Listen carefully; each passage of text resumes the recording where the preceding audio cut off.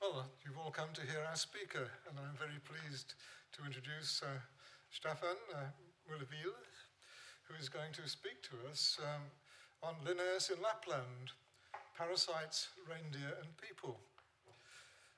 Staffan is an associate professor at the University of Exeter in the Department of Sociology, Philosophy and Anthropology. He is associate director of the Centre for the Study of Life Science and a member of the Centre for Medical History at the University of Exeter. His research focuses on the history, philosophy and social studies of the life sciences.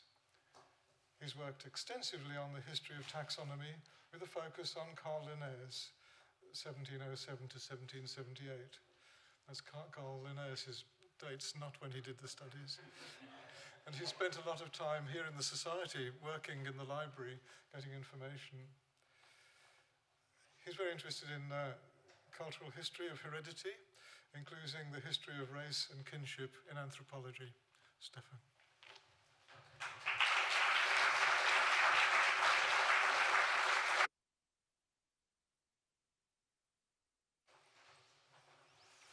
Okay, I hope the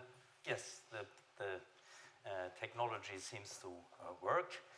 Thank you very much for these kind words of introduction, David, and thank you for the invitation. Thank you all for coming. This is a particular honor for me, having spent a lot of my research career working on Linnaeus. It's obviously a particular honor to deliver the Founders Lecture, Founders Day lecture, but at the same time, it is also a challenge for me. I was trained as a paleontologist, specialized in sponges, a group more or less unknown to Linnaeus. So I might claim to be a little bit of a spongeologist, if that's the right word.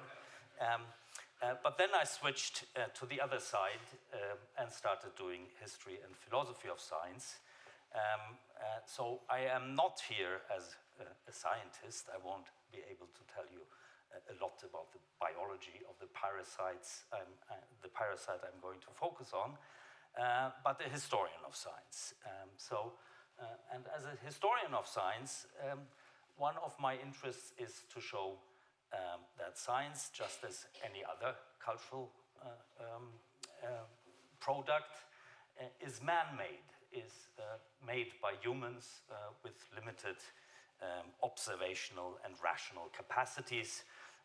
And that's also going to be very much a focus of this lecture, to show Linnaeus's limitations, if you want, but also his genius in making something out of the limited material he had at his disposal.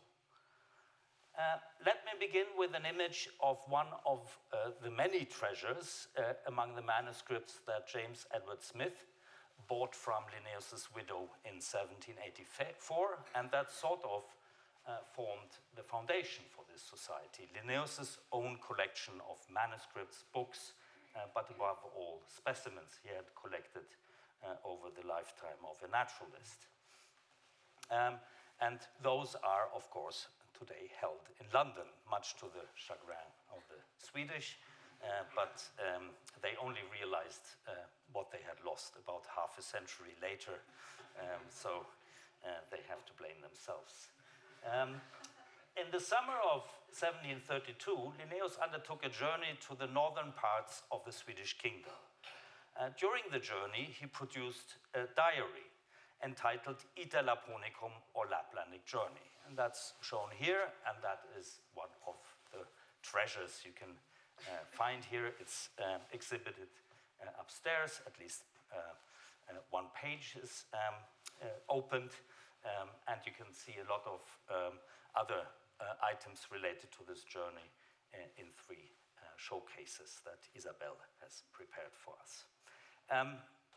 In this diary, he recorded his adventures, one have to say, but also, of course, his observations that he made during this journey, not only of the flora and fauna, and that's why it's a good read. It's not just boring descriptions of plants and animals, but also of the culture and lifestyle of the inhabitants, the rural Swedes and Finns that lived along the coast, but most importantly, from today's perspective, of the Sami that inhabited the inland territory that was back then already known as Lappmarken, the Lapp territory. Lapp is a word we don't use anymore for the Sami, but it was the territory of the Sami that Linnaeus traveled to.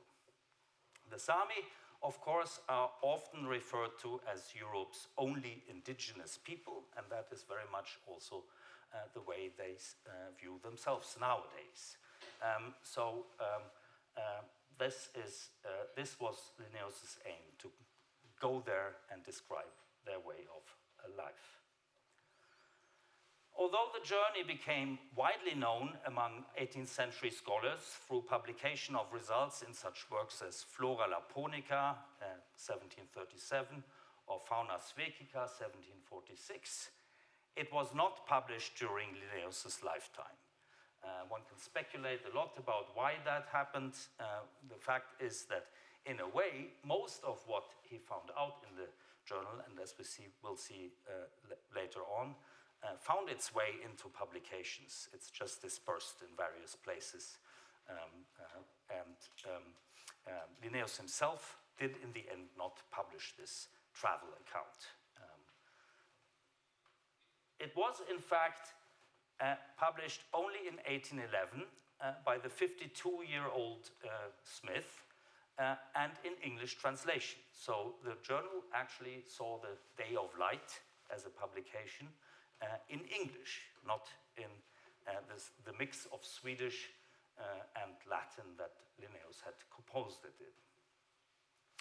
As Smith reminisces in the preface, the publication of this journal has been anxiously desired by scholars all over Europe.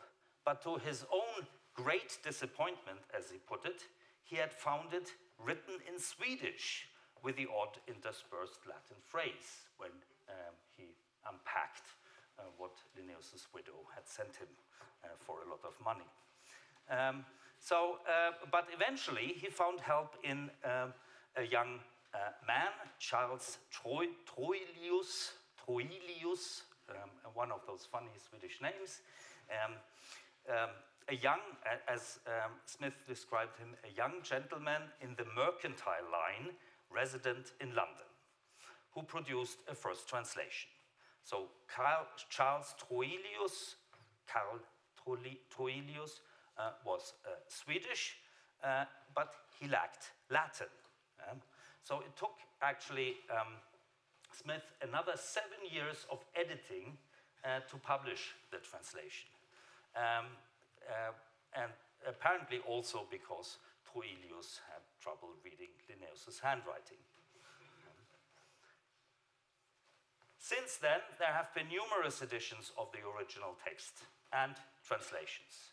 A translation into modernized English, but relying on Smith's editorial decisions, by Peter Graves in 1995, unfortunately at the moment not available to buy. A German translation by the Austrian poet H.C. Artmann, as well as French, Dutch, and Finnish translations. In addition, all in all, 3 Swedish learned editions with scholarly apparatus, so lots of footnotes, sometimes occupying all of the page, except of 2 lines at the top. And the last one, actually, which is depicted here, in 3 hefty volumes, this size. The commentary is thick as this, and unfortunately all in Swedish. But it is a beautiful edition if you want something nice in your bookshelves, and available for, I think, about £100 if you find it online, find out how to order it online. So what warrants the interest in this historic journey? Well, first of all, Linnaeus was only 25 years then. He was not yet famous, but clearly wanted to become famous. He was a medical student at Uppsala, and his great taxonomic works, the Systema Naturae and the Genera Plantarum, had not yet appeared. So this accounts for a particularly lively style of the journal, an almost poetic quality, and that's why this Austrian poet was interested. He was actually an experimental poet. He liked to put together poems from advertisements and worked with dialect, and he was attracted to the particular style of this journal. It is actually a good read. It's quite engaging and fun to read. Linnaeus had indeed literary ambitions. He wanted to publish the Lapland journey together with another journey he undertook to the mining region Dalarna in a volume that was supposed to be entitled Iter ad superos et inferos, Trip to the Lower and Higher Regions, or Trip to Hell and Heaven. Hell being the mines, heaven being the highlands in Lapland, the Laplandic fjells, where people lived in bliss with their reindeer, not having to earn money and enjoying a healthy life. So this was a plan that emerges from a list of planned publications from 1735, and Linnaeus described this planned work as made according to the style of old poets and more for entertainment than for usefulness. To summarize the character of this work, it's worth quoting Smith again. As he put it in his preface, we here behold not the awful preceptor of the learned world in his professorial chair. I guess awful is used in an old sense here, like awe-inspiring, not awful as we use it today. Not the preceptor of the learned world in his professorial chair, but a youthful, inexperienced student full of ardor and curiosity, such as we ourselves have been. So he's already 52 years old. So I'm 55, so yeah. But there are, of course, apart from its literary quality, the Laplandic journey was of intrinsic interest also. To many Europeans in the 18th century, Lapland appeared as an exotic part of the world, and it still has an exotic image today as a cold but healthy region where you do winter sports, where you can see northern lights and during the summer the midnight sun, and so on and so on. And Linnaeus himself, when he visited Holland in 1734 to acquire a doctorate and publish his many manuscripts, successfully sold himself as a son of Boreas, or son of the north wind, with exclusive knowledge of this remote region's nature and culture. So this is a famous oil painting by Martinus Hoffmann, done in 1737 when Linnaeus was in Lapland, and it shows Linnaeus in a Laplandic dress with lots of gadgets he picked up during his journey, including a shaman drum, and he actually also performed in front of learned societies as a shaman, having knowledge of the natural magic of the Sami. This is the original oil painting, which in the background also has all the works that he publishes during his stay in Holland, which 8 books all in all, so within 2 years. That's so he would have been very much valued by a modern university department for the ref return he gave. So Linnaeus himself also liked to emphasize that he had, when he undertook this journey, he had been entering an empty, unknown space, a barren space, a terra nullius, as he puts it at one point, to bring back authoritative knowledge. That's how he sold himself, and it helped. He became famous, of course, for the Systema Naturae, but the other big thing that he became famous for very quickly was that he had been in Lapland and brought back all sorts of specimens and things like that. So this has created an image of Linnaeus as an explorer and a pioneer of modern scientific methods in the field sciences. Botany, zoology, ecology, mineralogy, and geology, but also importantly, ethnography. He initiated more or less a tradition that leads up to Alexander von Humboldt, Charles Darwin, and Alfred Russel Wallace. These two are here on the wall, of course, in the 19th century. Yeah, and he's often seen as the first modern scientific explorer. In the following, I want to problematize this image. That's what historians of science do. They never believe in modern myths, they destroy them. And all historians are engaged in this, so I am too. I want to problematize this image by looking at what was known about Lapland already when Linnaeus undertook his journey, which infrastructures and methods he relied on to learn more about it, and above all, to what degree he relied on local informants in gathering knowledge about Lapland.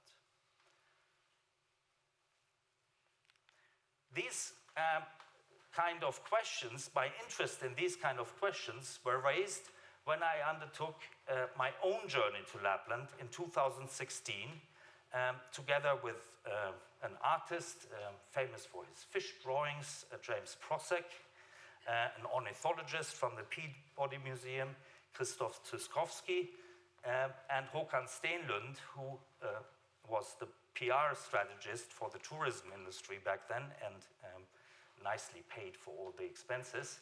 And one of the places we visited was a small island in the Luleälv, in the Lule River, Laxholmen, and as the name indicates, this was an island that was famous for its salmon fisheries that don't exist anymore, but about 50 years ago still existed.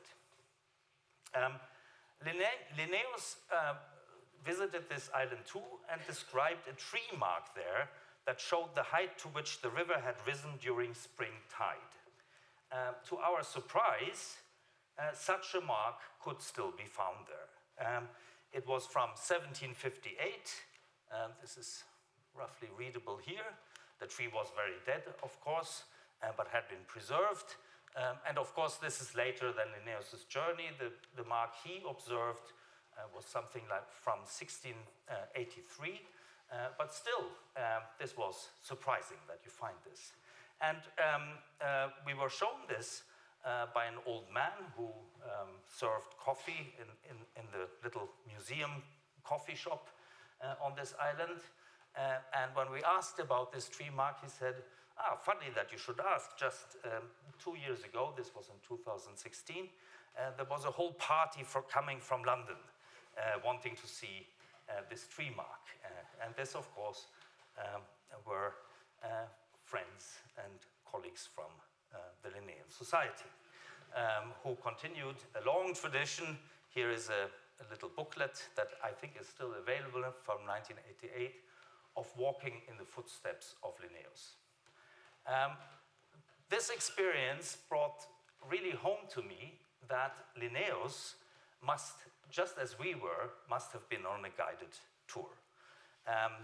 People everywhere, if there's a stranger coming along, they tend to show things in their surroundings, point out things worth visiting, that are curious, and so on and so on. And some of these traditions seem to stay on for centuries. And if one reads Linnaeus's journal, his account from his Lapland journey very carefully, one sees that almost every sentence contains a hint towards someone telling him something or showing him something. Yeah? And this is what I want to explore in the following. Linnaeus was indeed not the first to travel to Lapland. He was no Robinson Crusoe, as Florence Caddy described it in her book Through the Fields with Linnaeus from 1887, a wonderful book. It's not as well known, but really a good read. Nor was Lapland, as she put it, one vast emptiness like the rest of the world in the days of Paradise. She had a little romantic vein, but it's still worth a read, that book. She also walked in Linnaeus's footsteps. That's quite interesting.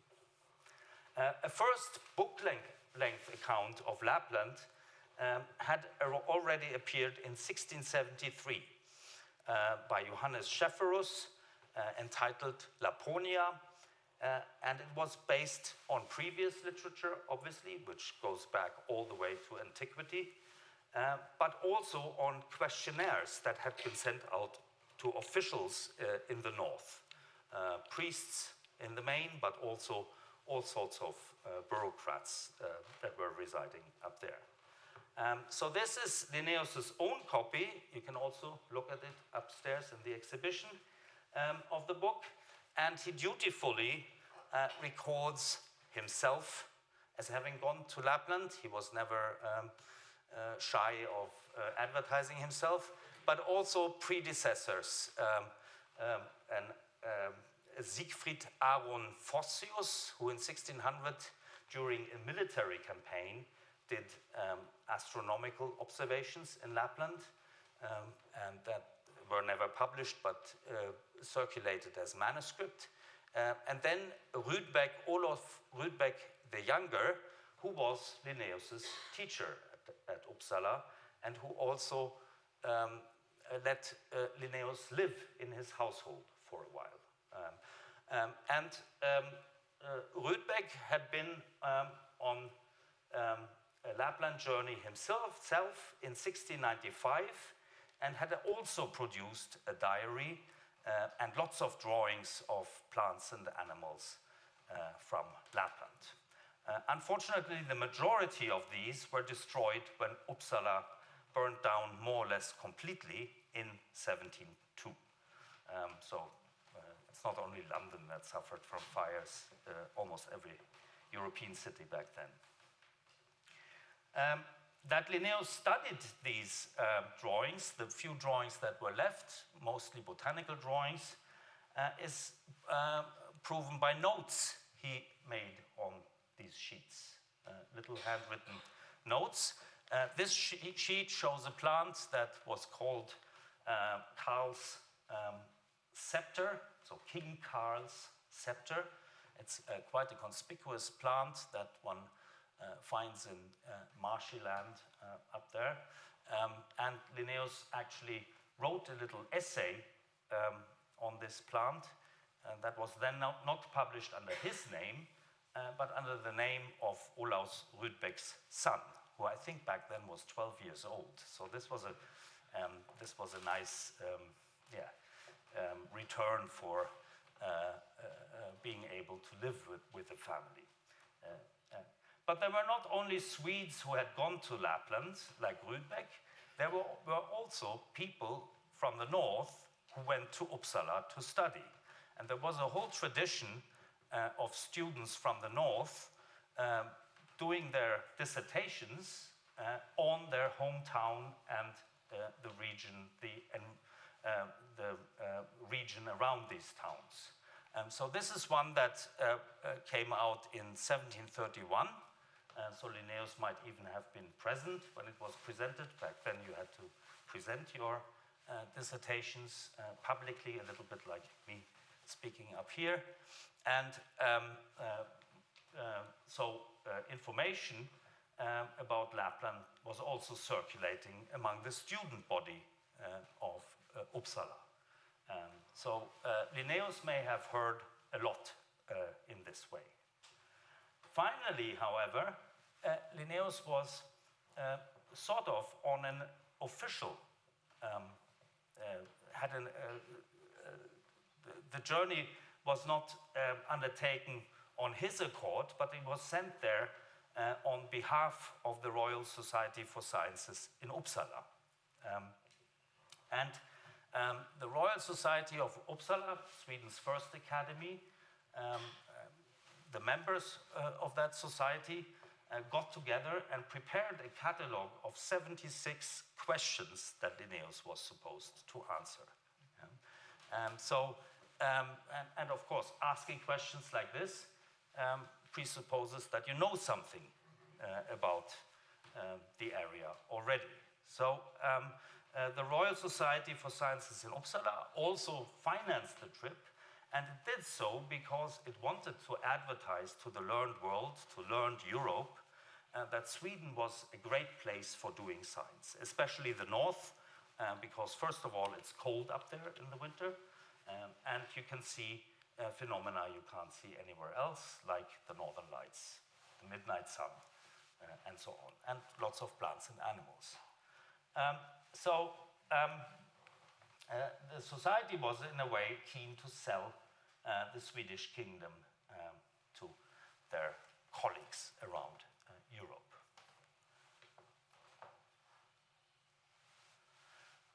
Okay, so let's turn to the journey itself. This is a map also exhibited upstairs that Linnaeus himself produced of the journey. What becomes immediately apparent from this map, here's a modern representation. Here's the Bothnic Bay, the Bay of Bothnia. What immediately becomes apparent is that Linnaeus moved along the coast where there was a highway, so here he could rely on horses, on inns at regular intervals, get fresh horses, and so on. But then ventured inlands along rivers. He did so several times. This is more or less fantasy. He was paid by the mile by the Learned Society. But this is a trip he did undertake from Umeå into the marshes around Lycksele, the town Lycksele, which is here, where he got stuck, so he never reached his goal, Sorsele, another town. And then in Luleå, along the Lule River into the mountains and over to Norway, where he actually visited the Atlantic coast. And then he probably also traveled up the Torne River. How far north he got, we do not know, because he stops at this point making notes in his journal for some unknown reason. And then he returned back, going over Finland. It is actually hard to find modern maps that give an idea of the full extent of his journey, because usually they are made by Swedes, and for the Swedes there's nothing in Finland. And they always leave out Finland. And in Finland, as we learned this weekend at a little workshop in the north of Sweden, in Boden, in Finland, Linnaeus' journey is virtually unknown. Nobody reads it. It isn't taught in schools that he was ever there. There's a bit of a tension here between these. But this is basically reflects also the political situation at the time. The Swedish crown really only controls territory along the coast. Inland is, as I already mentioned, Sami territory. And the Sami own their lands, and they also pay taxes for it. This was terrain outside of the usual. Linnaeus also relied on hosts. So usually he would stay with priests and officials. They would host him. They would not only give him food, they also presented him with little items, so like a miniature boat. Where is that? Plantain? Here. A lap boat in miniature. He gets a drum from someone. And people also, as becomes evident in the journal, provide him with information about the surrounding area, about plants, animals, and so on. Interestingly, very often the information Linnaeus reports is woman's knowledge. It's cooking recipes, it's about childbirth. So he seems to have spent a lot of time with the wives of the officials or in the kitchen. You can imagine a young medical student coming along. First thing you do is feed him. Yeah? And so he seems to have... So this was very important for him. What also appears in this list is that one of these hosts, Paganda, a kind of sheriff, this means sheriff, difficult to translate, provided him with a recommendation letter for the labs, a kind of passport. He needed a kind of passport. And this you can also look at upstairs. It's a translation here of this particular passport. And what emerges from this passport is that, first of all, you had to be careful when entering the Lapland territory, the Lap territory, the Sami territory. It wasn't a given that you would be treated well. So the letter pleads the recipients to treat Linnaeus well. And second of all, that you didn't enter it alone. You were provided with guides and translators. Guides that could be trusted, that were obliging, a very interesting word in Swedish as well, and that knew Swedish in order to be able to translate. So Linnaeus, during his journey, was never really alone. That's even in the territory not yet under full control of the Swedish state, he was accompanied by guides, mostly two people, because if they ran into trouble, one could stay with the poor student from Uppsala, and the other could fetch help. That actually happens at one point. They get stuck in a bog. There's high waters from the river. It's in the spring, and one of the guides goes away, vanishes for 24 hours, and comes back with the next neighbor who lives 70 kilometers away, actually. So Linnaeus, throughout the journey, never was alone. Now let's turn to the travel account itself. Linnaeus produced a wonderful little sketch, also shown in the original upstairs, that summarized the highlights of his journey. So obviously, the midnight sun, the sun that doesn't set, but also that, that it snows during the summer in the mountains. Linnaeus falls down a mountain 300 meters, he claims. He falls down 300 meters, but is unhurt. That's, of course, quite an adventure. He also breaks, I'm mixing up he also breaks through the snow into water holes, and people have to pull him up with ropes.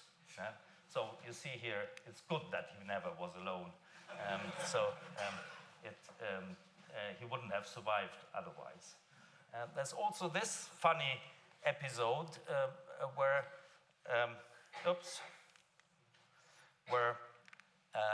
he shoots at a lap, but misses him.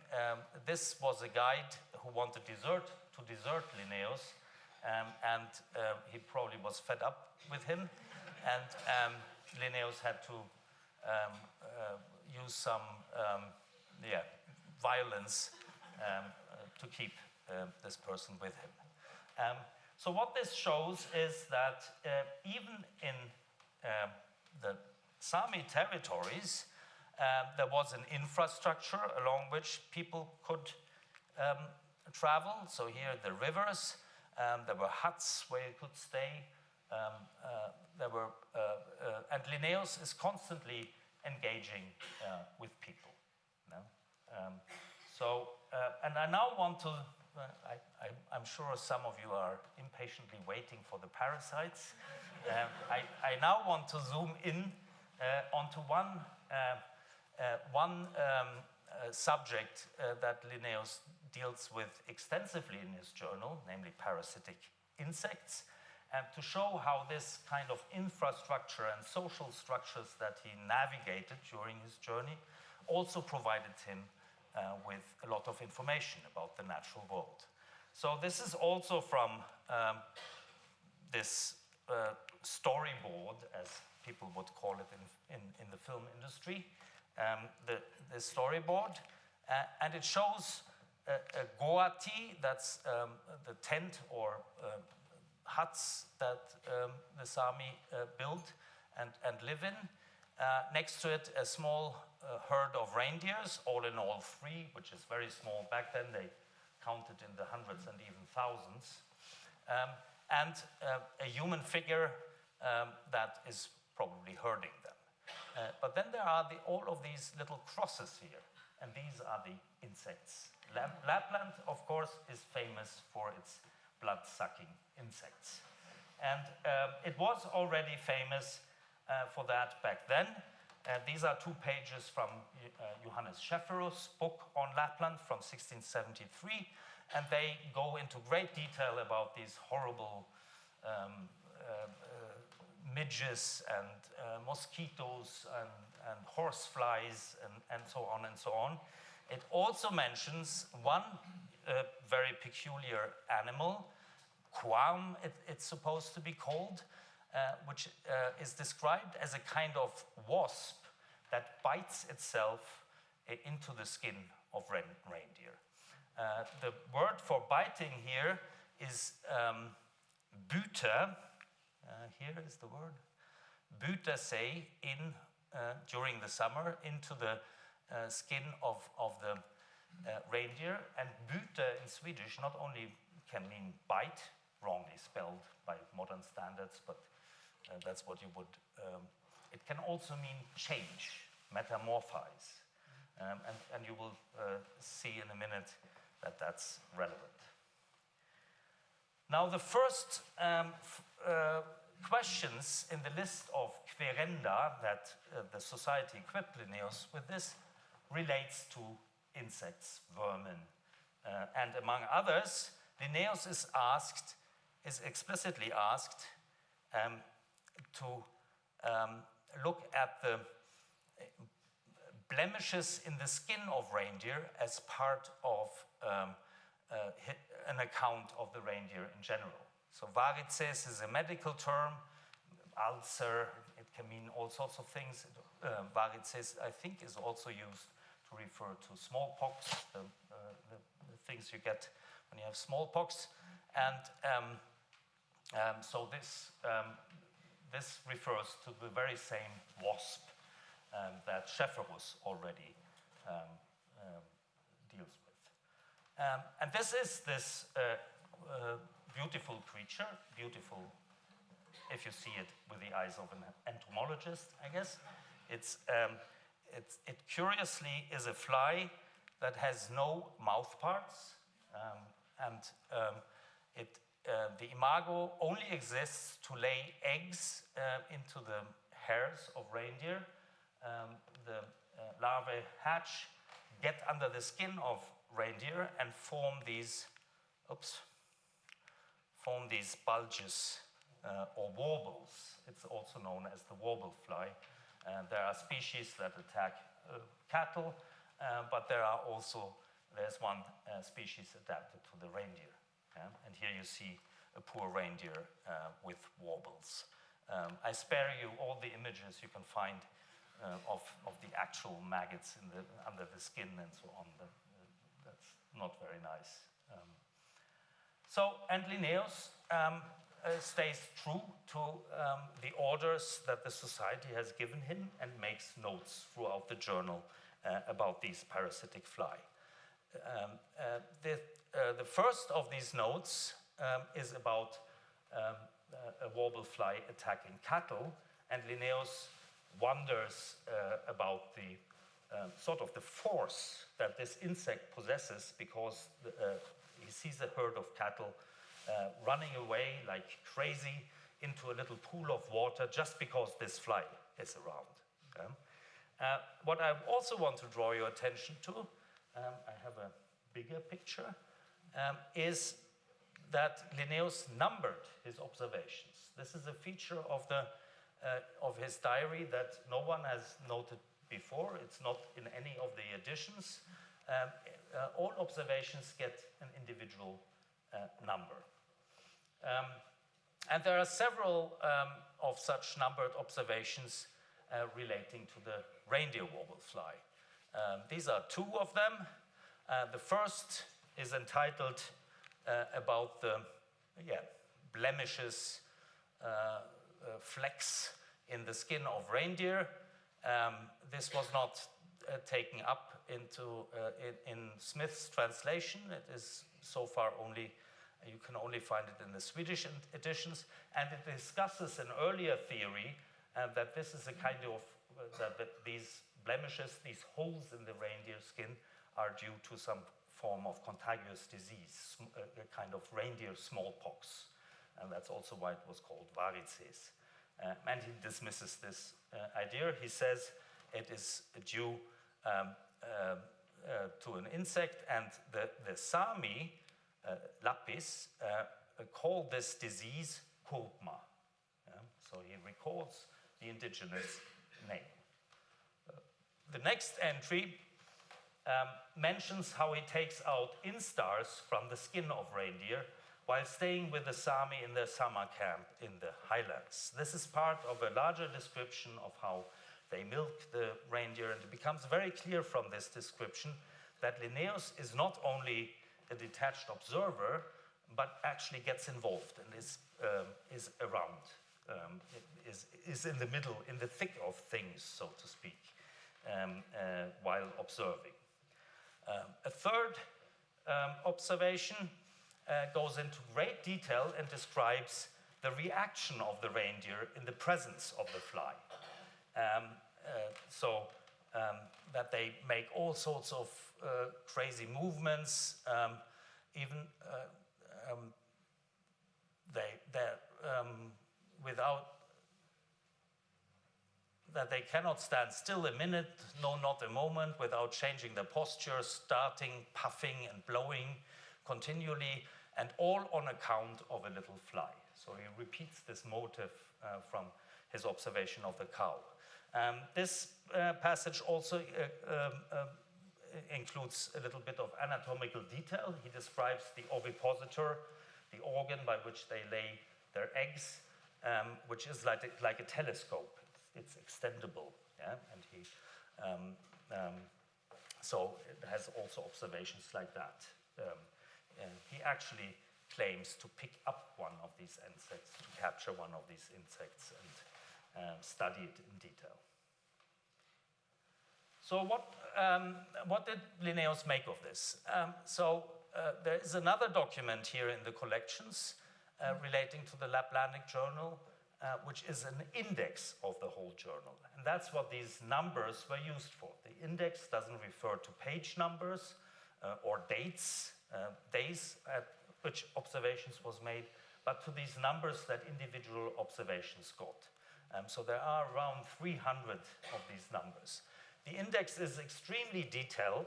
There's a whole page relating only to reindeer. So these are all the observations he makes about reindeer and their husbandry, of course. It also includes their husbandry. And one of the points is about the diseases of reindeer. Yeah? The first disease they suffer from is humans in the form of castration. They are castrated by humans. So humans are a disease, if you want. But the next one is Korpma. Again, he uses the Sami name.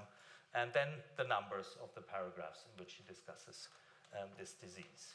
There's another place in the index where he mentions Korpma again, and that's a list of all the insects he observed. Yeah? So this is interesting because it shows that there is already a difference between what a philosopher would call the ontology of the indigenous people, where the disease and the insect are the same, a little bit like we say, I have lice. Yeah? So they don't distinguish between the disease and the insects. It's one and the same thing. And Linnaeus, who sees the two things in very different places in his index. So what did Linnaeus make of this? Well, he used this index to compile publications, manuscripts and publications. Yeah? So there is one manuscript on the insects in Lapland, where he compiles descriptions of all the insects he encountered during his trip. And there's a description of Oestrum rangiferum. He uses a different name from the one we use today. Hypoderma tarandi is still Oestrum rangiferum with a yellow belly. And there's another species with a black belly. That one is even more awful because it puts its larvae or larvae into the nose of the animals, and then they develop in the sinuses. So really unpleasant beast. What vanishes a little bit in this manuscript is this lively description of the reaction of the reindeer, of the life cycle, and so on. Instead, you get very learned observations that go all the way back to Egypt. So he puts it into the learned context, into the context of the learned world. And the description is reduced to anatomical features, morphological features, especially those that allow him to distinguish species. Yeah? So yellow belly, black belly. Yeah? And these descriptions were prepared with the specimens at hand. So Linnaeus also brought back specimens. I don't know which is which now, unfortunately, but one of them is the reindeer warblefly, the other one is the bovine warblefly. And again, you can look at them upstairs. This came out then in the Fauna Svekica, Linnaeus' account of the animals of Sweden, where you still get the name the Lapps use or the Sami use, Korpma, and it finally finds also through another manuscript. Oestrum is at the top of this, with no mouth. Linnaeus classified insects according to their mouth parts, and the first order is, of course, those that don't have any. Yeah? So into the Systema Naturae, again, Oestrus without a mouth, and here is Tarandi. Here it gets its so-called scientific or Linnaean name. Yeah? So this is the Linnaeus as everybody knows him, the classifier, the namer, and so on. But Linnaeus also put together a manuscript on the diseases of reindeer. And here, Korpma, again, plays a big role. And he publishes a whole essay in the first volume of the transactions of the Royal Academy of Sciences in Stockholm, the one that nowadays deals out Nobel Prizes, not for the discovery of an insect, but for supposedly more important things. But in their first volume, Linnaeus published a long description of the disease of Korpma. And this is quite a remarkable essay because it is quite different from Linnaeus, the systematizer and the namer, the nomenclator.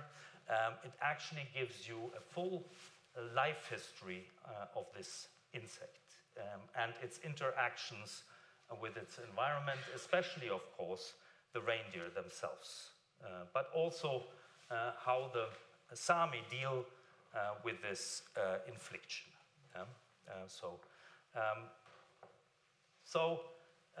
It's in Swedish, but I want to give you a few quotes here. Linnaeus starts the essay by saying the following: "But above all, nothing is more curious than that a small fly could force the strongest oxen and fast-running deer to brood and educate its young, so that the cattle or animals often waste their life over it. This fly or sting tortures and agonizes during summertime so cruelly that they have to run and jump, tail in sky, like the quickest deer, even though they are often so skinny from long and poor winter food that they look like skeletons." Yeah? So you get a little bit of the style this is written in.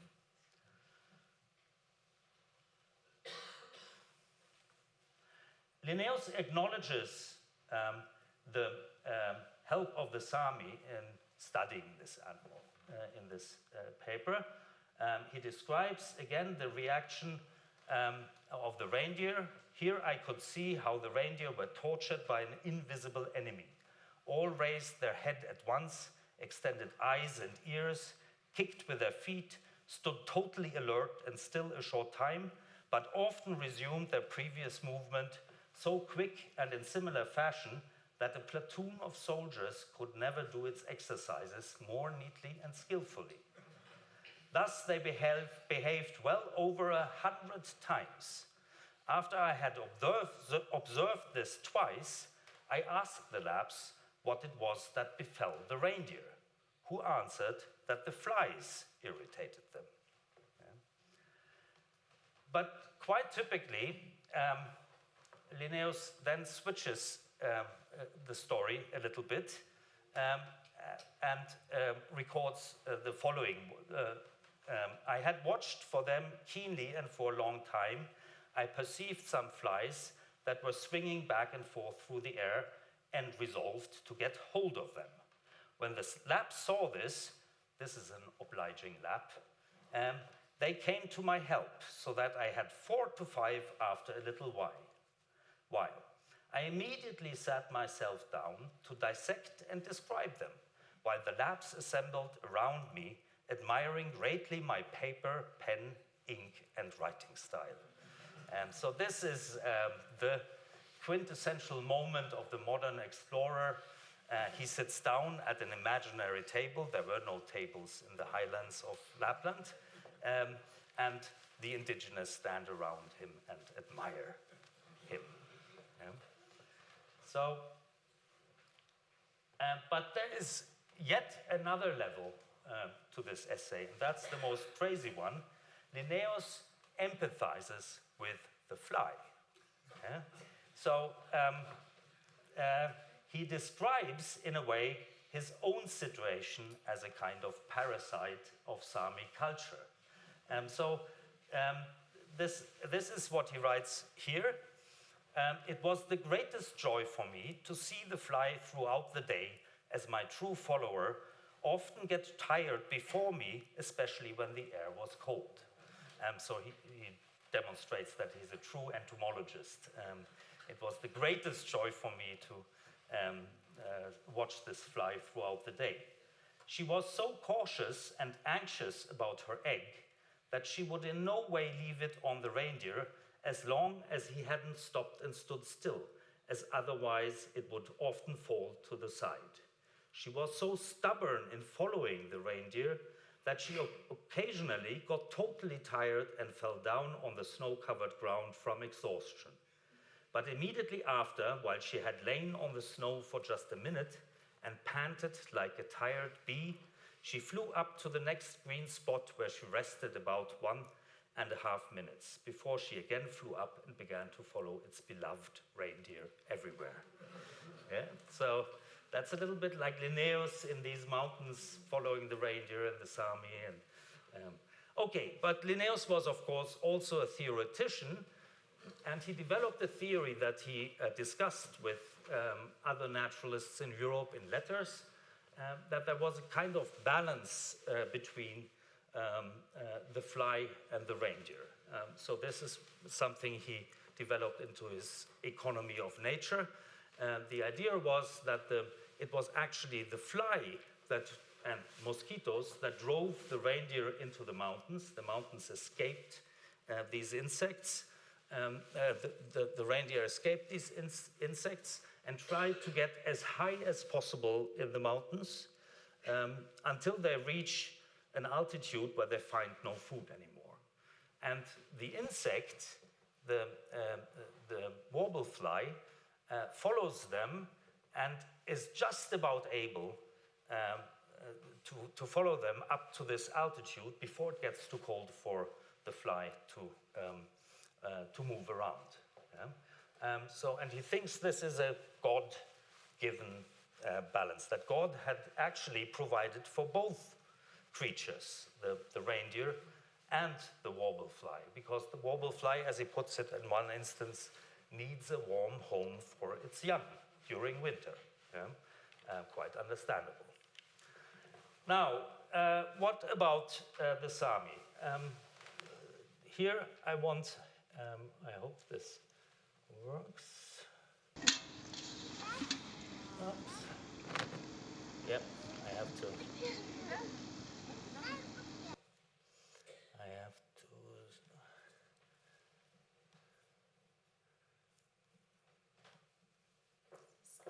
No, yeah, I think. Huh? It's okay. That's the one. That's the PowerPoint. Okay. No, there we go. There we go. Here it is. We have to, yeah, but we have to leave the PowerPoint. Yeah, we're here. Yeah, but they don't see it because it's. There we go. It's just a little bit slow. So when you Google for the warble fly, Hypoderma tarandi, one of the things you come across is this video from on YouTube. It's a very short video. As I was told, you will hear children in the background, and what they speak is Nene, which is a West Siberian language. And so these are West Siberian reindeer herders.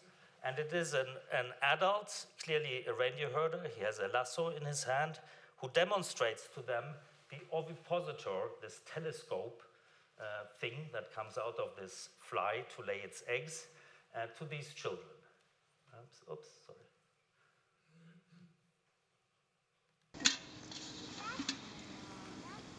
There's the ovipositor. It doesn't sting really. It doesn't sting really. It's harmless. Чекай, ще платила? Ти мам, пока ще платила? Now this is remarkable. At the end, he's stroking the creature. He is really lovingly giving it a stroke. And as when I demonstrate, oh, now the next video is shown. We don't want to see the next video. As I was told when we presented about this to anthropologists in Rovaniemi, where the University of Lapland is in Rovaniemi, who work with reindeer herders, they said what Linnaeus tells us in this theory is exactly what the Sami, the reindeer herders today tell you. The insects are their helpers. They know about these balances. They also know about the fact that these balances are currently upset by climate change and cause them a lot of trouble. Because now the season of the mosquitoes overlaps with the season of the warble fly. So the reindeer have to suffer from both of them at once, so they are having a lot of problems. Okay, I want to end there. There's still a lot of research to be done on this fascinating story. I want to conclude with just signaling that I'm involved together with colleagues in a project to do a new online translation of Lapland, the Lapland Journal, but one which isn't just sort of to satisfy scholarly curiosity, but that we want to use as a platform and as a kind of catalyst for modern, for contemporary discourses around a lot of subjects. And basically the take-home message from my talk, I hope, is that science cannot be done without people. It's not the individual objective observer that discovers something about the world, but someone like Linnaeus who actually engages with the world and has an open ear for the curious things that people have to tell each other, rather than just an eye for structure, so to speak. Thank you very much.